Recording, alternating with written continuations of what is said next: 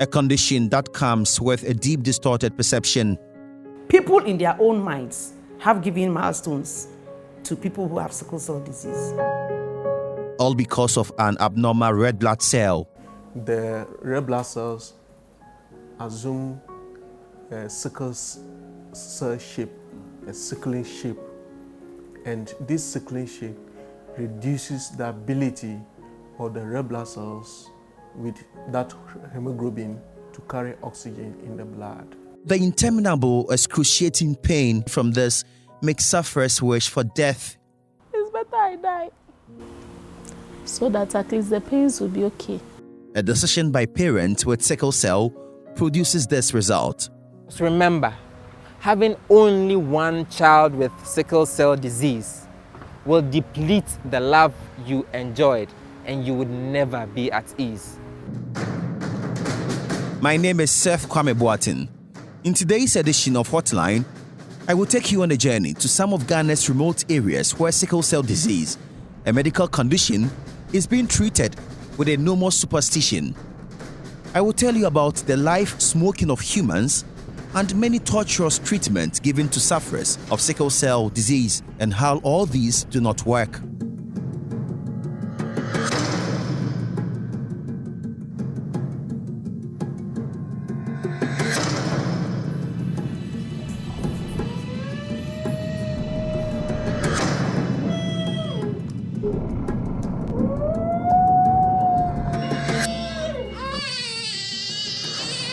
The wish of most parents is to have a child, but not just any child.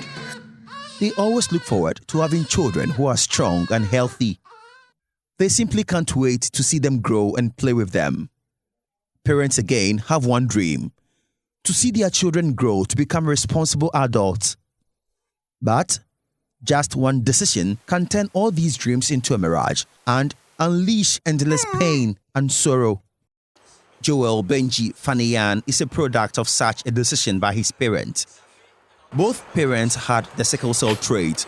They were carriers. Joel has two siblings, both of whom are carriers, but he has full-blown sickle cell.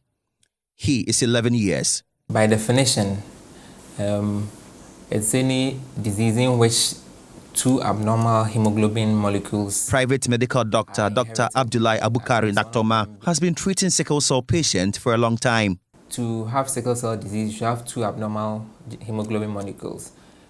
If you are AS, as I am, I don't have the disease because I have only one abnormal S. The A is a normal thing to have. However, if two people, man and woman, both with AS, get married, there is a chance that mother can give the child S of the AS. The father can also give the child S of his AS. Therefore, the child will end up having SS, which is sickle cell anemia.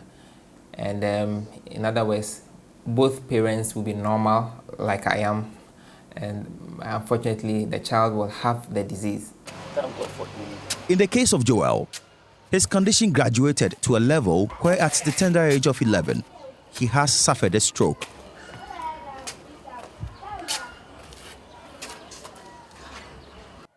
The worst of it all is that Joel has lost his speech as a result of the disease. He can hear when you speak, but he can't respond. To enable me interact with him, I have written a set of questions in a book for him to answer. I have asked him to tell me his age, name, where he went to school, what is wrong with him, and what he wants God to do for him. He gets to where I ask what he wants to do in future, and he writes, I want to be pilot. And what he wants God to do for him, he writes, to talk again. Wow. In our part of the world, it is unheard of to see a child suffer stroke. It is regarded as a disease for the aged. Because of our lack of knowledge, we may end up attributing the problem to something other than a medical condition. But as president of the Sickle Cell Foundation of Ghana, Professor Kweku Ohene-Frimpong explains, it is common for children with sickle cell to suffer stroke. The disease destroys red blood cells, and the body has to make a lot of red blood cells to replace them. Red blood cells of people with sickle cell disease are also very stiff and very sticky, and they can block the flow of blood through very small blood vessels. They also damage the inner lining of very large blood vessels. And so the large blood vessels with that damage begins to form a scar inside the hole of the blood vessel, and a very large blood vessel can completely close down in sickle cell disease. So if it happens to some of the major arteries that are supplying blood to the brain, and if they become blocked, that means that part of the brain is no longer getting fresh blood, becomes inflamed, and the tissue dies, and that results in a stroke. What is really distressing to us is that stroke in sickle cell disease affects children more than it affects adults. And I'm surprised. Yes, that really is surprising, because from 2 to 5 years of age is where we see the most stroke in children with sickle cell disease. The second group with a high incidence is between 6 and 9 years of age. So between 2 and 9, children with sickle cell disease are at great danger of a stroke. Before Joel was struck with stroke, he could talk and interact with friends and family. His biggest wish is to get back his speech he lost some 3 years ago and also walk without any difficulty. Joel is not happy he has stayed out of school for over 3 years. He needs to achieve his dream of becoming a pilot. Joel now communicates in sign language. His thumb, nobody taught him. He was just doing the thing by himself. If you ask him, how are you? He would just raise the thumb. Are you fine? Because that time he wasn't able to even do the head like this or do it. I think from this side to the brain, the top wasn't, I don't know whether it wasn't functioning because he wasn't able to do anything. This is Princess Kofi, Joel's mother. Life has not been easy for her as a single parent since the sickle cell symptoms started manifesting in Joel. Since Joel suffered stroke 3 years ago and lost his speech as well, Princess has been compelled to learn and understand any sign Joel makes. If he needs water, he will just do like this. So I know when he do like this, he needs water. And if he wants to ease himself, he will just come and then show some sign and puts the hand at the buttock, so I will know that's what he wants to do. And maybe if he wants to you, he will just show you. And if he's hungry, he will just point to the stomach and tell you he's hungry. How does that make you feel? It's not easy. It's I don't know. At times it's painful because he wasn't born like that. Princess says she cries all the time about the condition of her son. I called our pastor and I told him, Pastor, now it's over. That's what I told him. I said, Pastor, now it's over because I've realized God wants to. I don't know if with Job issue, that's what I told him. With Job issue, I think Job enjoyed more before that incident came in. But with my case, I haven't enjoyed anything.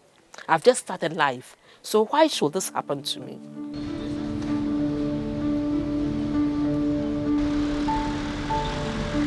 Doctors say management of sickle cell disease can be very costly because it's a chronic disease with recurrent hospital admissions for acute, painful episodes, surgical and non-surgical treatment of complications, use of intensive care facilities, and multidisciplinary approach to management. Patients can barely afford the cost that comes with treatment of the disease.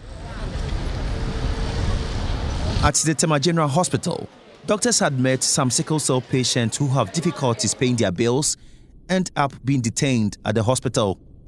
Dr. Julia Kakari has witnessed a situation like that a number of times.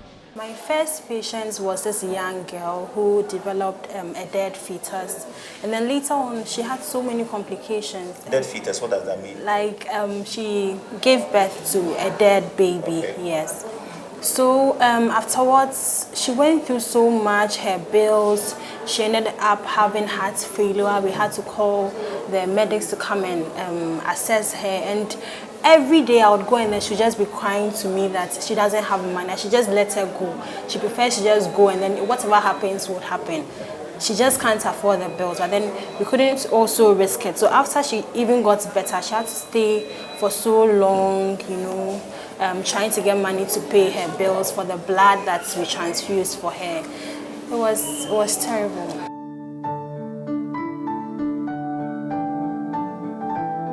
18-year-old Naomi Tete is an example. She has sickle cell and it shows on her. She looks very pale and her eyes have turned yellow. She was pregnant and was rushed here to deliver, but she lost the baby. Naomi could have gone home, but she's been detained because of difficulties in paying her bills. She has been here for 5 weeks waiting for a good Samaritan to help her. She needs to pay for 2 pints of blood she was given. Bahasa. Baby,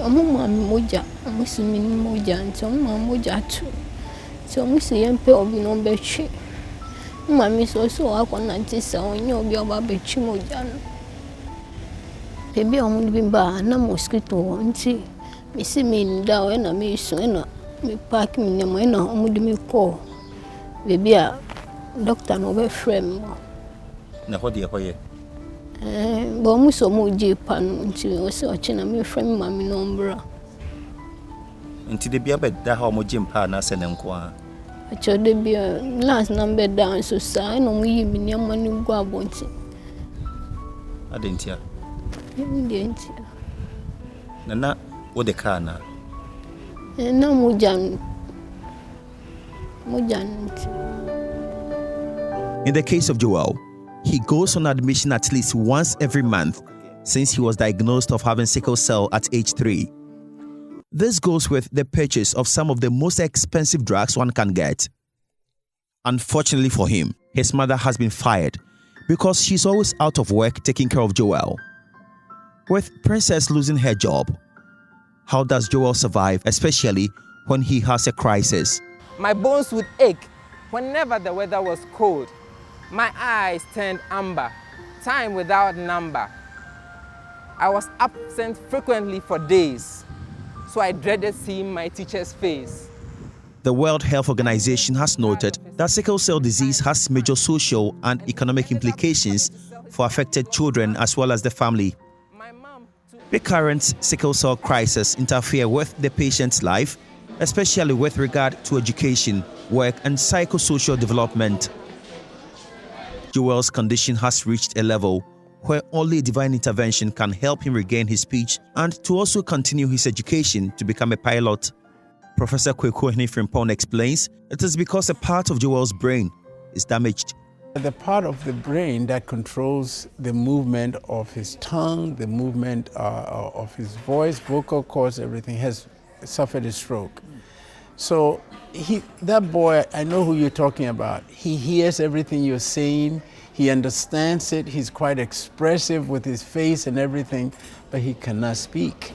And it's distressing. When he first had the stroke, if there had been some aggressive attempt to do speech therapy so that he doesn't lose the muscle movement of his lips, of his mouth, of his tongue, he could have probably still learned something. At this stage, because he's so intelligent, he has to be taught some sign language. But if you remember, he also had some effect on his movement of his fingers.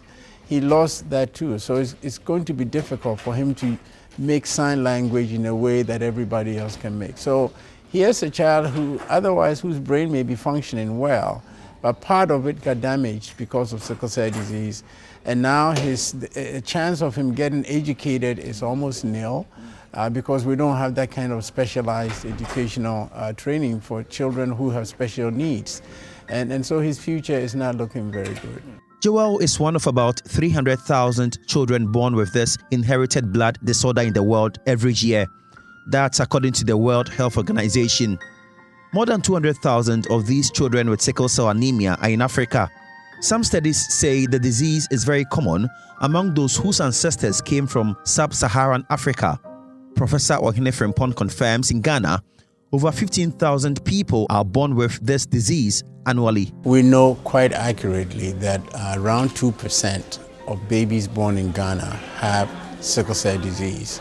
About 13% are AS, about 9% are AC, but the actual disease affects close to 2% of babies born in Ghana. And that translates to around 15,000 babies. 15,000 babies? Babies born every year in Ghana alone.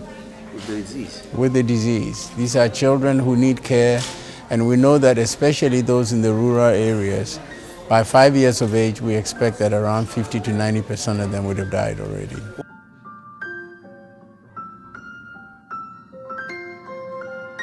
It's been documented that up to 30% of our population have the traits, either the C gene or the S gene. So we are talking about 1 in 3 people have the traits for sickle cell disease. Even though they might not suffer from the disease, but they have the possibility of transferring the gene to their offspring. So this is something that we need to pay more attention to. The disease places a substantial psychological burden on the caregivers and their families. The unfortunate ones may even develop cardiovascular diseases and may even bypass the sickle cell patient and die. It's not easy because along the line, I realized I was having BP. And I just went to one of the clinic and was told. That day I went there with some headache, severe headache. So the nurse asked me, Joe, mommy, then they want me so shiny. I mean, I say you are sick. I say I'm not sick. I say, you're sure? I say, I say, come and let me check your pulse. So he checked it and said, hey, go and show it to the doctor. And I said, and I say, you can die. Your BP is over 140. Beginning, the dad wasn't responding, but later he came in and was responding small. He was, because the money that he will bring, it's not Joel alone that I'm taking care of. The other siblings are there. And anytime that I take money, it's like I'm going to hospital.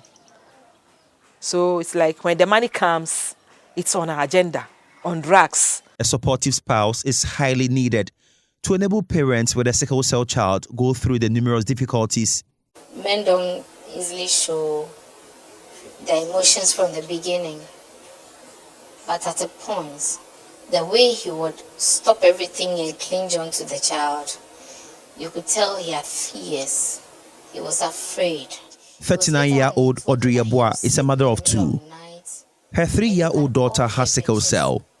She is lucky to have her husband by her side and going through the pain, sleepless nights and frustrations associated with caring for a sickle cell child with him.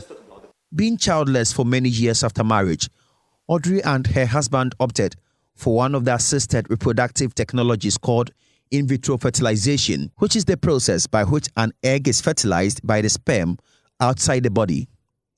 This option is what gave them the sickle cell child. After years of looking for a child, I decided to opt for IVF.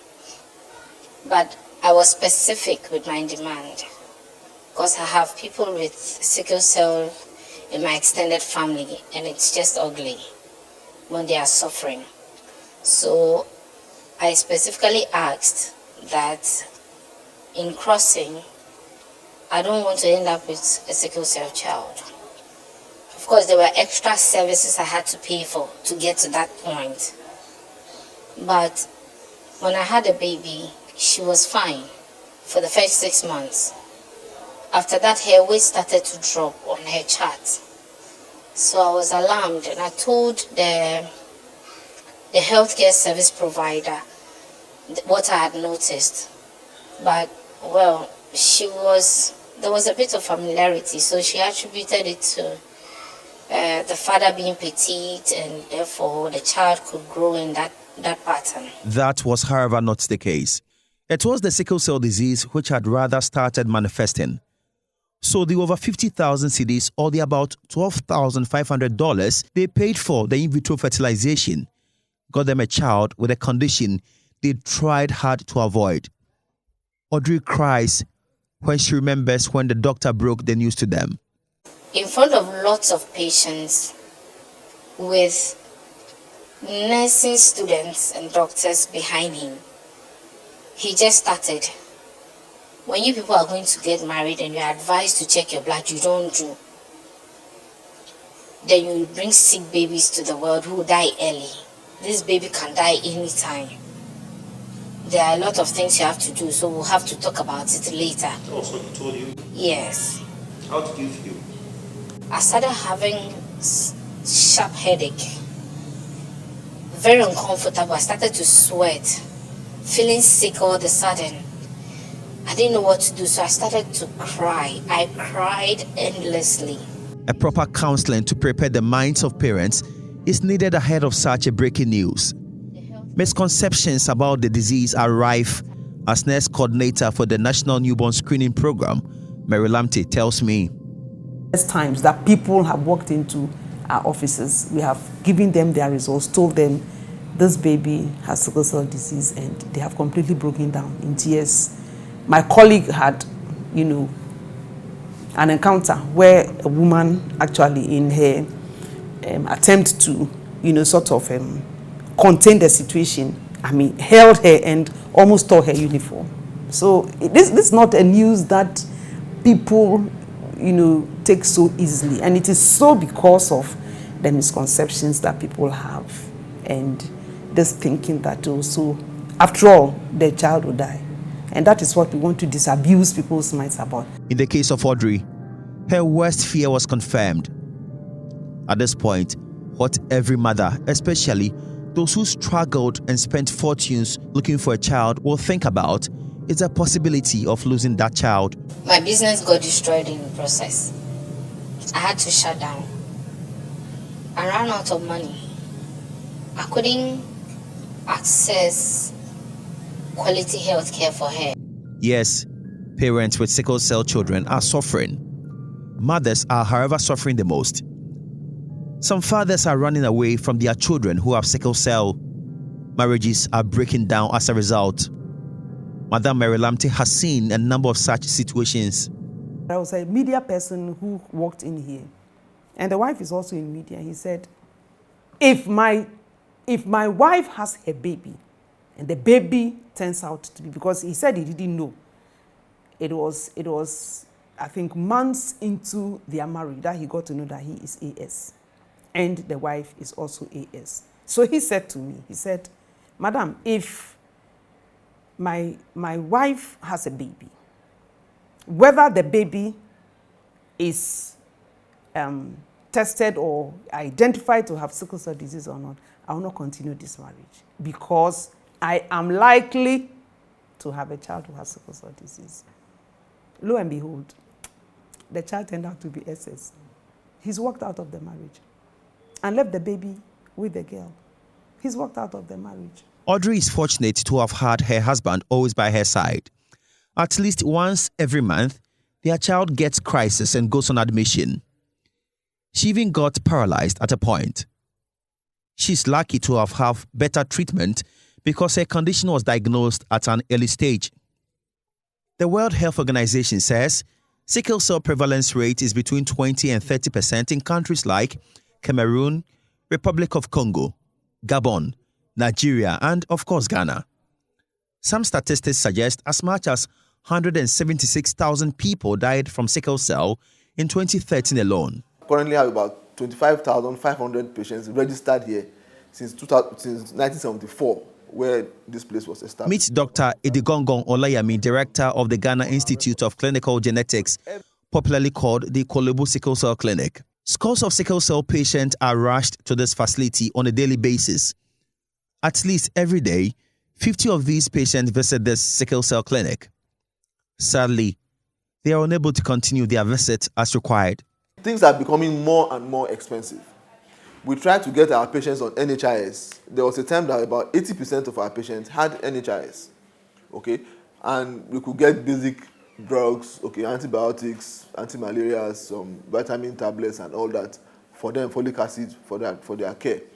But for the investigations, for the laboratory investigations, the more extensive investigations are not covered by NHIS, okay? So they have to pay out of pocket. Are they able to do that? So that's the problem. So they're not able to do that, and that creates issues. So most times the patients, you give them appointments, oh, do this and this and this and this test, and come back next week. You don't see them for the next 6 months. By the time they come in, they've developed a complication or they have a crisis. Professor Kweku Ohinefrempong says many children have died from sickle cell simply because their condition were mistaken for malaria. Even in the United States, when a special research study was done to try to find a way to control this study, 3 children who died in that study died within 9 hours. From the beginning, when the parents saw that the child was acting sick, to death was less than 9 hours. You can imagine that in our rural areas, how is somebody even going to get from where they are to travel to a hospital somewhere for a child who's looking sick by the hour to get some help? And when somebody dies suddenly like that, children die suddenly like that in Africa, we tend to think it's malaria. And in fact, in many cases, if they have sickle cell disease, it's not malaria. It's a very dangerous bacteria that their body just cannot handle.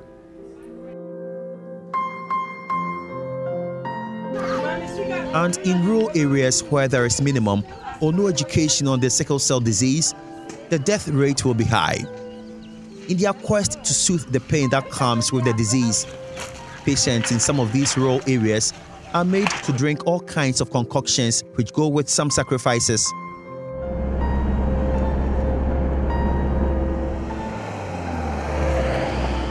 Sickle cell patients in some communities in the Upper East region are going through that. It is about 800-kilometer journey from the capital, Accra.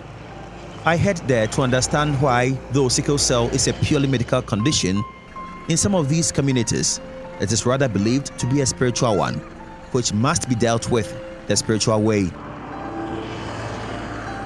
My first port of call is Bongo, where 47-year-old teacher Patrick Atuo lives. Mr. Atuo.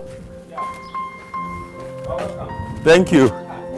I didn't want to waste time. Yeah. So I said, no, let me just come. So as soon as you call me, I'll tell you I'm around. That's it. But unfortunately, I'm not able. Patrick was a very strong person who didn't need any assistance to walk, until one day the sickle cell in him manifested, paralyzed him and rendered him helpless in 1997. This came as a surprise to him because he tested sickle cell free growing up when he first checked. They have told me I will die. Yes. Who told you? Oh, I don't want to say things here. They had just forgotten of me, and then we were waiting for the day I will breathe my last. You mean your family or people around you? Family, people taking care of me. Self. I ought to be careful here, but because I don't want to mention names and what actually people told me. You understand? Yes. What was it because of what you were going through that made them conclude that you were going to die? Yes, and because it's sickle cell. They thought that nobody has gone through the crisis up to that level and lived. You understand? So that was their conclusion. Then it was very severe. I tell you, I was bedridden for 6 years. It was very serious. You couldn't do anything? Couldn't do anything. You couldn't turn left or right. It was the second year that I was able to turn just this way and lie small and come back to my back. But for 2 years, I was flat on my back. If you saw my back, then maybe they took me and they sat me up to wash me or so. I was lying down while they put food in my mouth, water, and so on. Very helpless, you won't believe. His helpless situation compelled his family and friends to use whatever means to seek help for him. Patrick had become a burden on his family, and as a result of his condition had depleted the family's account. They had limited knowledge about the disease, so at a point, they concluded witches were behind this predicament. People still tell me it's not sickle cell. Sickle cell cannot do this. It is that people are behind. They wanted to kill you. Somebody might have wanted to kill you and so on. That one is there. And not only me, but anybody at all who has sickle cell, these misconceptions are there. Either you are bewitched, either your parents have wronged the ancestors, a lot of things. Wronged the ancestors for what reason? For maybe, maybe not honoring their promises and so on. You know, we have this belief in Africa where they think that maybe your ancestor is have asked for a goat and you haven't been able to provide, then you may get sick because of that or anything like that. This means an immediate process must be initiated to appease the gods to restore his health. This was going to be done through the drinking of concoctions and animal sacrifices. When they took me to the house, the man came and then made the concoctions. But when I took them about a week, they were not helping. So I said no. So what kind of concoction? Do you know what they mixed for you? No, I think there were some grasses that he plucked and then grind and then whatever he added. You know, you will normally prepare these things in gallons and break. You will not see what he used. So when I took it for some time, and he would use some of them to smear my body. But when I did it for some time, I refused it. I understand some sacrifices. I understand some perform sacrifices. Yes. Tell me more about that too. For instance, one man asked for a goat first and later a sheep. He took to his house and killed there. The frustrations that come with sickle cell drives many sufferers to accept all forms of treatment without questioning any healing solution they propose. You just want that incessant, agonizing pain to lessen. Professor Ohene Frimpong says the pain alone is enough for persons like Patrick to believe sickle cell is a spiritual disease. But here's a disease where one day you're well, you seem to be playing with your friends, and then in a few hours you are screaming in pain. And there's no visible sign of why are you in so much pain. You have had no cut, there's no swelling, it's all internal. That makes people to sort of come up with some reason why that may be happening to you. And when there is no clear answer, then you have to attribute it to something, either something you did or somebody's doing something to you. It's all because the idea that you have a genetic disease that is with you every moment of the day and is causing damage that is quiet, and occasionally the damage is large enough to show itself, even without you doing anything.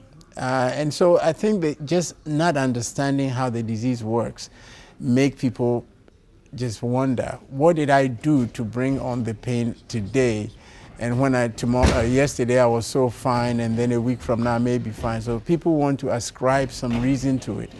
And unfortunately, in the absence of knowledge and correct information, you fill that vacuum with myths and accusations of witchcraft and other things, which of course they're not true.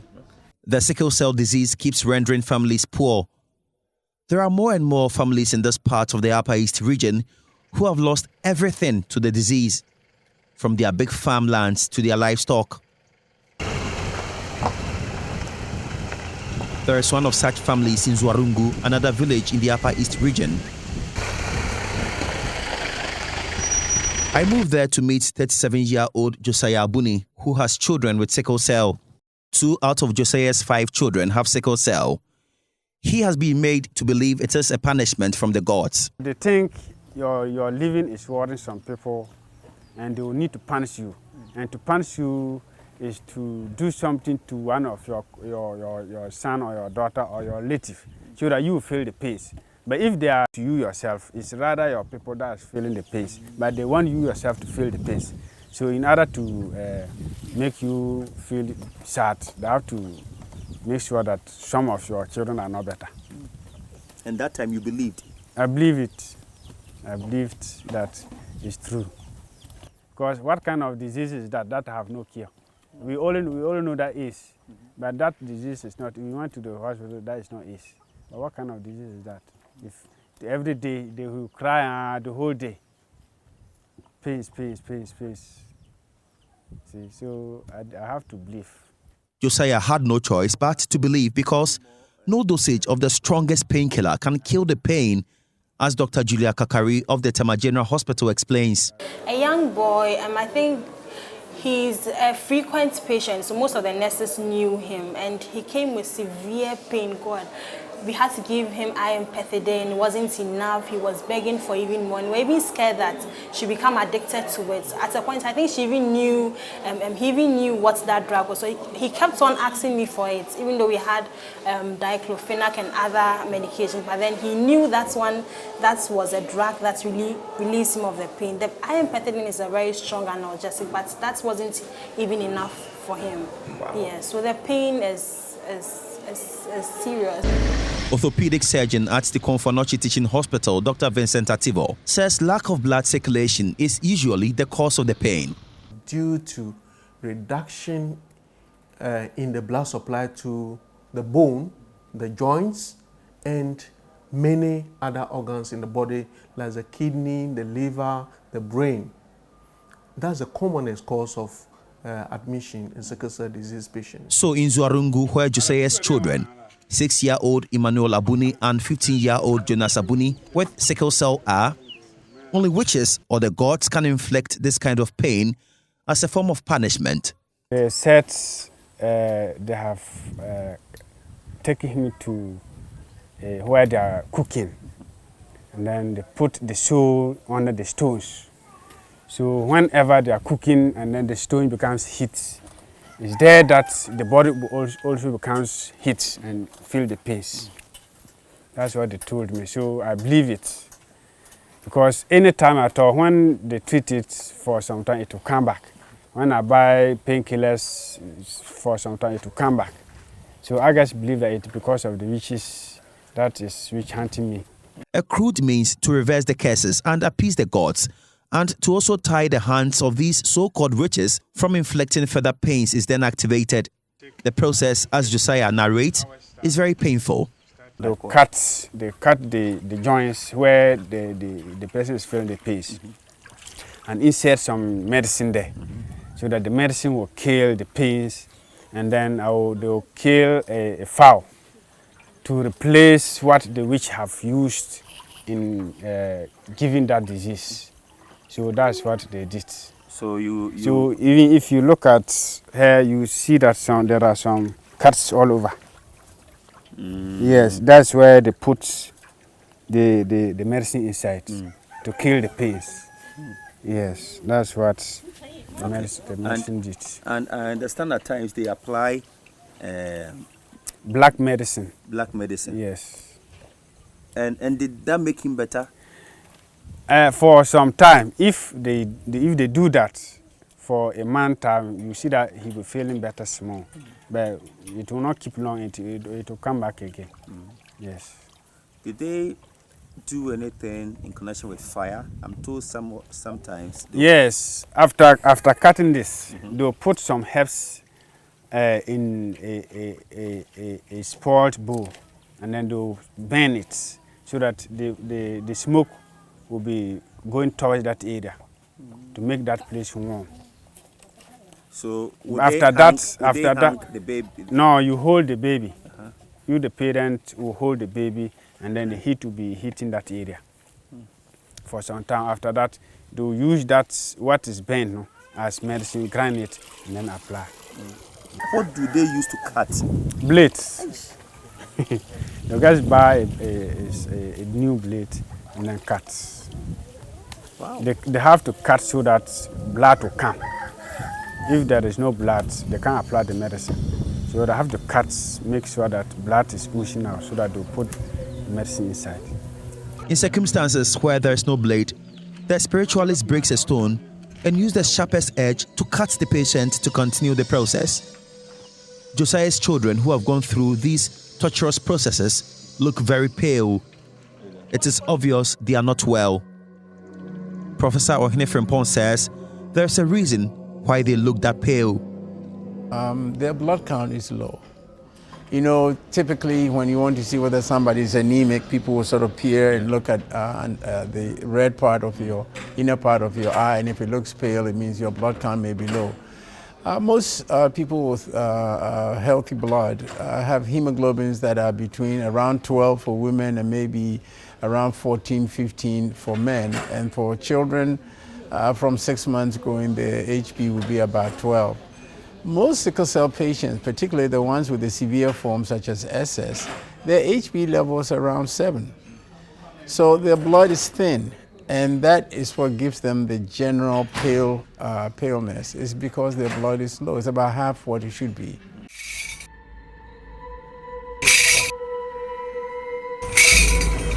The spiritualist or the witch doctor who treats Josiah and his family when they are in crisis lives not far from them. I request to be sent there to see how he treats sickle cell patients in this community.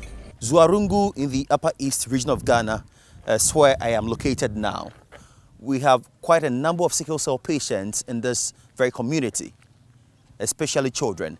And most of them believe sickle cell is a spiritual disease. They don't believe it's a medical condition which can be treated by doctors in our hospitals. Where I am now, I've come to a herbalist, and he has been taking care of sickle cell patients in this town. As I enter the traditional architecture of about 7-run huts with conical thatched roofs serving as the home as well as the operational ground of this herbalist, what I see first are 2 shrines, a big and a medium-sized one. They are made of clay built in the shape of a cone. The big one has all forms of pots hanging on it and plenty feathers as well as knives. I can tell sacrifices are periodically made on it. 23-year-old Bagnaba Asan is the spiritualist in charge of this shrine. At the other side of the spiritual palace, there are countless animal skulls and empty schnapp bottles.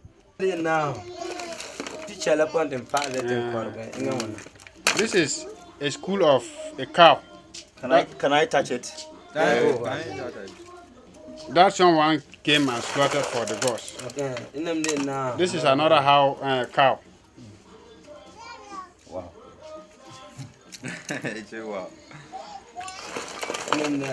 Wonderful. These are all cows. Bagnaba Asan has been able to convince sickle cell patients in this village that doctors cannot help them, since it is a spiritual disease. Sometimes it is true that someone can do that, and they don't use anything. They can use pins and put inside, and the pins cannot enter inside the bowl. It will be passing through those areas. And if it is that case, then you have to use an egg to remove those pins. But if the person is trying to heal it from the hospital and they are doing test, the test cannot get those disease because of their pins. Sometimes if they are not pins, there can be some insects that they put inside. For the early age, they can just cut, and those things will come out. You think it's a purely spiritual affair, and that hospital cannot even deal with sickle cell? If they put the pins inside your body, the doctor cannot remove those pins. The pins should be draining your water, and then you'll be growing lean till the herbalist should remove them from your body. You won't be healthy. There is a tall list of things this spiritualist will have to do to get these pins suspected to be the cause of sickle cell in humans removed. The process starts with the cutting of roots in a river. You go to a river, a running river, and look at the river, inside the river. If there is a root across, you cut that root and go to a crossway where there are crossing way there. If there is a root there, they cut that root again and go to where there are mounds, or what do you call them, the ants. There is another herbs or roots inside that ant's house. They dig and cut that root again and come and then burn it. Then you kill a fowl, you slaughter a fowl for the god, and then you cut the knee side of the fowl and then the wing side of the fowl and burn in addition to the herbs. And then you ask the person whether to show you where exactly is the pains, so that they will cut that area and then apply the medicine. He has a collection of pictures of all the people he has treated. There's another room he didn't show me, so I asked why. Seeing, as they say, is believing. So the 23-year-old spiritualist decides to go there with me. Oh my God, it is the engine room, the place where he meets the gods. People with special needs are also made to consult the gods directly from this room. It is a dark room, but with the help of my camera light, I can see the strange things inside this room. I can see something like an altar with blood all over it and a number of knives with red ribbons and shells around it. There are empty calabashes close to the altar. Some sacrifices have been made, so I can see some parts of animals used for the rituals. I'm trying hard to hide my fears, but it is gradually becoming obvious. It heightened when I turned to see a huge object covered with straws. That is the abode of the overall God. They will bring the drinks, and then they'll enter here. And then he will enter inside this one and call the boys to come down. And when they come down, then he will tell the God what is happening here or what? That if the people come and he called them to come down, he don't talk again. It's the gods that are not talking with the people. He will call them their names. If they are strangers, he will call their names, and then he will tell them what is wrong with them. Just because of a made-believe cursed cells, look at what these innocent people are going through. Serious education is needed in this part of Ghana to demystify these myths surrounding this medical disease. Mindset would have to be changed to save the lives of people here. In urban areas, misconception about sickle cell still exists. When I was in JHS, I always tell my friends I didn't see them in SS. You did? Yes, because I knew then that I wouldn't be. It wasn't 8, it was 12. I was given 12 years. When people see me and I say I'm SS, hey, and I'll be wouldn't say yeah, like in the tree. That's what they do. 38-year-old Alice Kito has been a victim of this misconception from childhood. The thought that she wouldn't live long seriously affected her growing up. I was always scared. When I go to school, you see me at a small corner thinking about myself. I wasn't sociable because if I become free with you and at the age of 12, I'm dying. I mean, I've worried you as a human being. So I'd rather not get close to you. And then you see me always crying. And that made me get more crises. Those times I used to get crisis like every week. You have to be in the hospital like 3 or 4 times. You see, and then I became scared. Even when I'm walking, I fear I might die on the road somewhere where no one will see me, or I'll be somewhere and then all of a sudden I die. I used to think about how I'm going to die anyway, because I know I wouldn't get to 13. With the exception of a leg ulcer, nothing shows on Alice that she is a sickle cell patient. I've had this ever since I was 20 years. It comes 3 months, 4 months, then it's gone. When it comes, very painful. I can't walk. So I'm mostly at home. So for about 2 years now, I've not worked.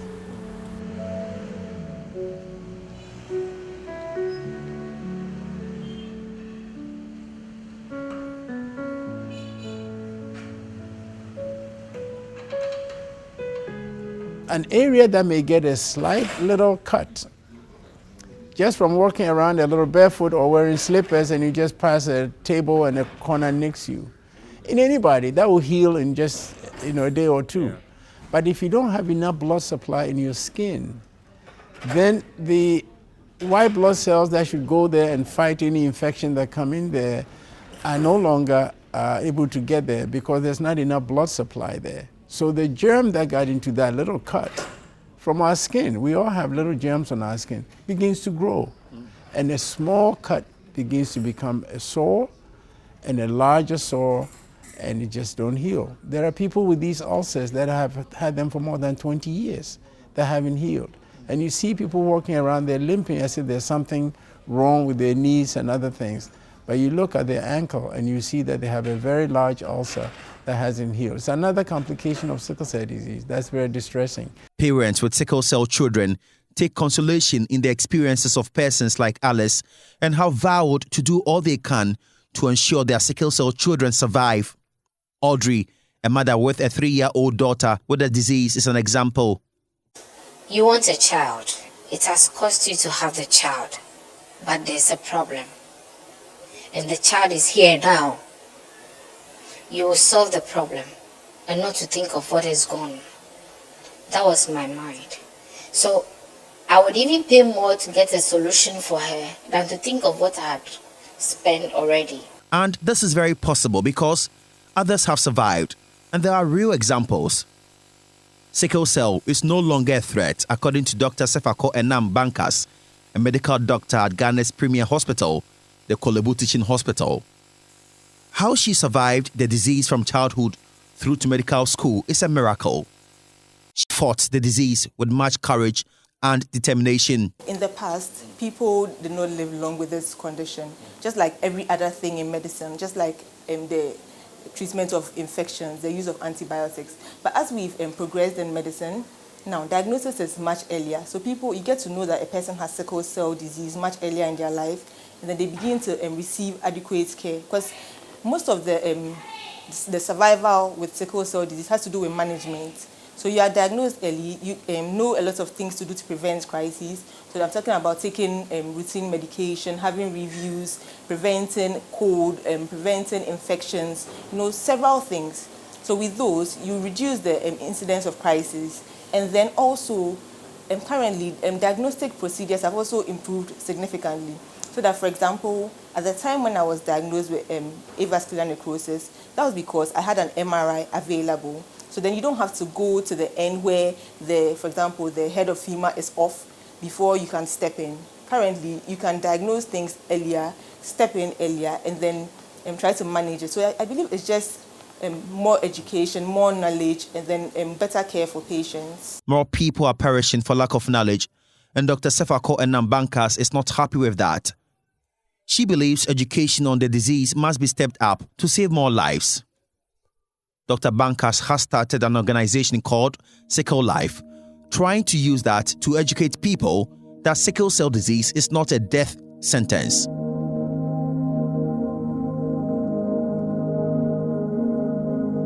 This is something that just a drop of blood on filter paper at birth, you can diagnose it. And manage it. Okay? So, but the main point is that even though you diagnose, and it's been proven that once a child is diagnosed early, the possibility of that child surviving, okay, and probably delaying the onset of complications is better, because you can educate the parents. Okay, when you see this, you do this. Okay, you know what to do at every stage of the disease. In our program, when we identify the babies and they are sent to the clinic, they are put on penicillin V. I had mentioned to you about pneumococcal infections. Penicillin V is one of the drugs that we institute as early as 8 weeks to children who have been identified, and they have done very, very well. It's taking care of their infections. Every month, the Sickle Cell Unit under the Clinical Pathology Department of the Noguchi Memorial Institute receives approximately 3,000 newborn screening test requests. They have all the equipment to determine if a baby has sickle cell or not. I'm here to speak to experts here and find out how they go about it and how they determine if a red blood cell is sickle or not. You are in the last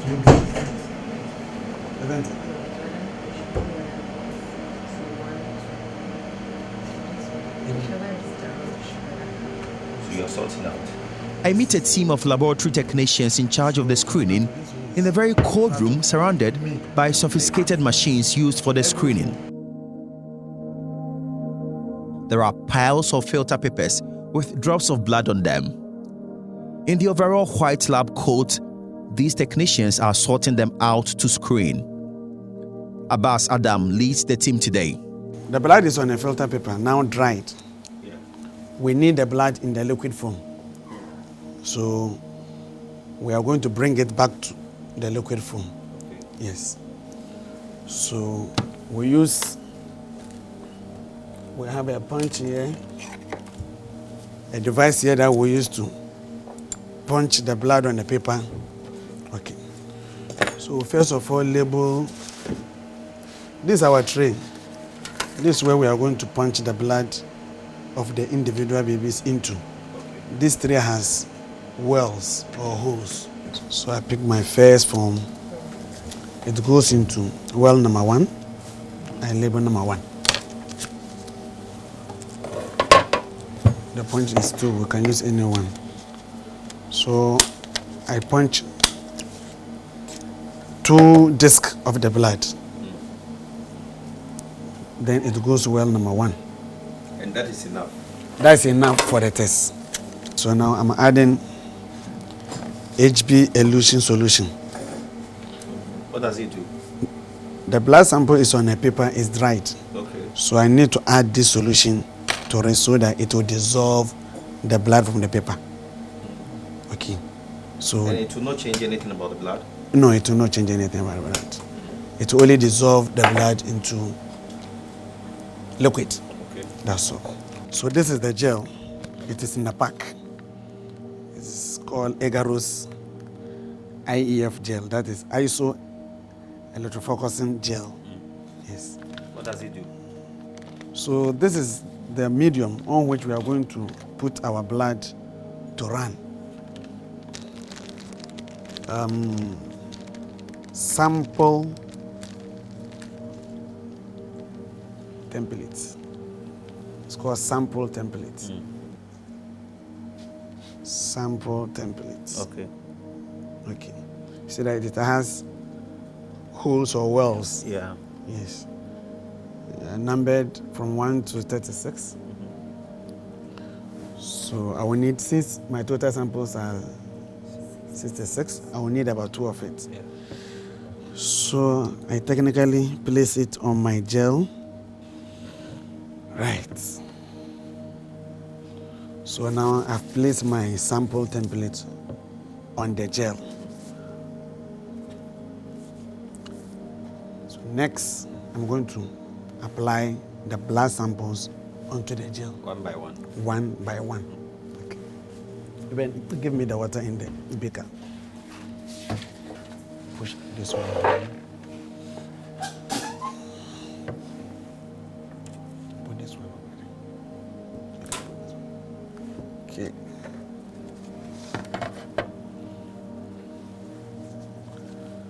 So this is my pipette.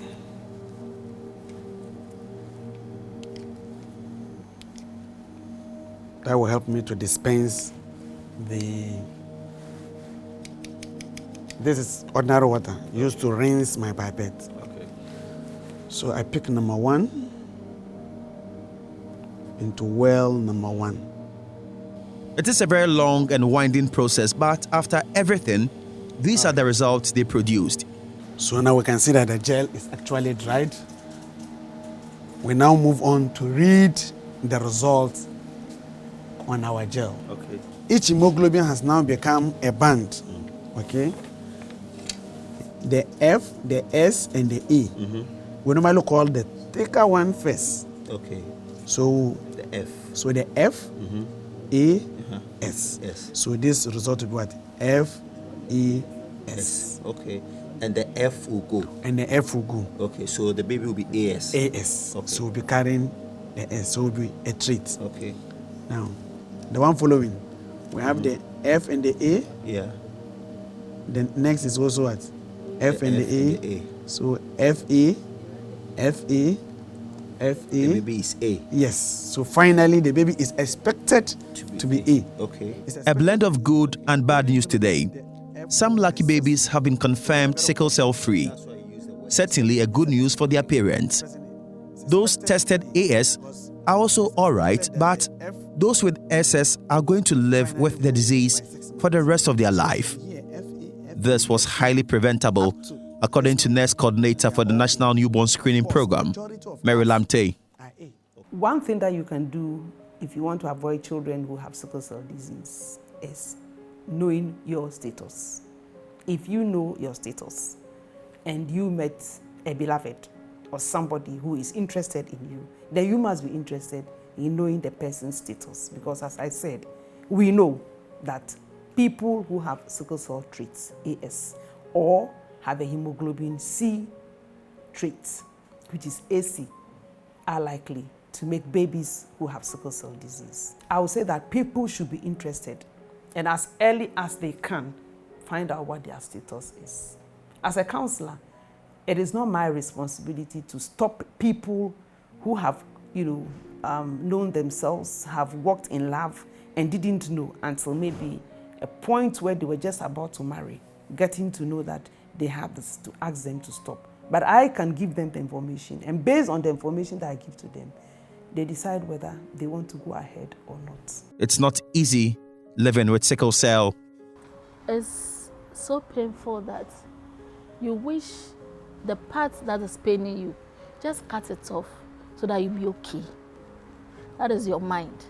Or hit it with something that will make the pains just go down. Or just do something about it so that just all you want is just that pain should just go, vanish. But it doesn't work that way. Your destiny and the destiny of your future children are in your hands today. You can avoid the pain, the anger, and the grief associated with sickle cell depending on the choice you make today. Know your status, and that is crucial. This has been Seth Kwame Boateng.